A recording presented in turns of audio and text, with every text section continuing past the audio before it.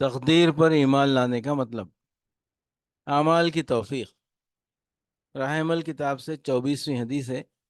ان علی رضی اللہ عنہ قال قال رسول اللہ صلی اللہ علیہ وسلم ما من احد الا وقد کتب مقعده من النار ومقعده من الجنہ قالوا یا رسول اللہ افلا نتکل علی کتابنا وندع العمل قال اعملوا وکل میسر لما خلق له اما من کان من اہل السعادہ فسييسر لعمل الشقاوة ثم قرأ فأما من آتى واتقى وصدق بالحسنى فسنيسره لليسرى وأما من بخل واستغنى وكذب بالحسنى فسنيسره للعسرى۔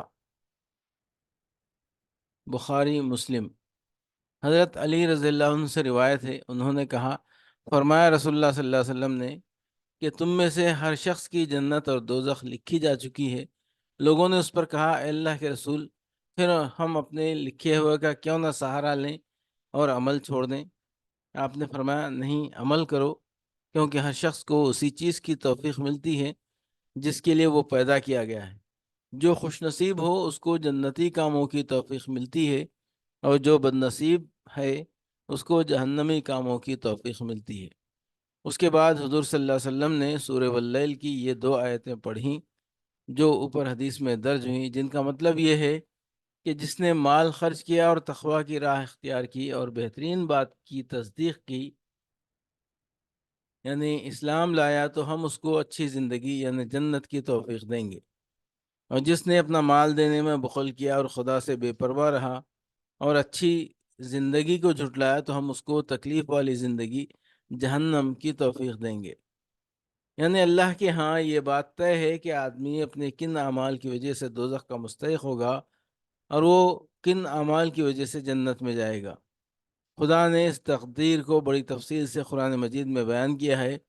حضور صلی اللہ علیہ وسلم نے بھی وضاحت سے پیش فرما دیا ہے۔ اب یہ آدمی کا کام ہے کہ وہ جہنم کی راہ پر چلنا پسند کرتا ہے یا جنت کی راہ پر، دونوں میں سے ایک کو اختیار کرنا یہ اس کی ذمہ داری ہے۔ اور اس کی ذمہ داری اس لیے ہے کہ خدا نے اس کو ارادے کی آزادی بخشی ہے اور راستے کے انتخاب میں آزاد چھوڑا ہے۔ یہی آزادی اس کو سزا دلوائے گی اور اسی کی بدولت وہ جنت پائے گا۔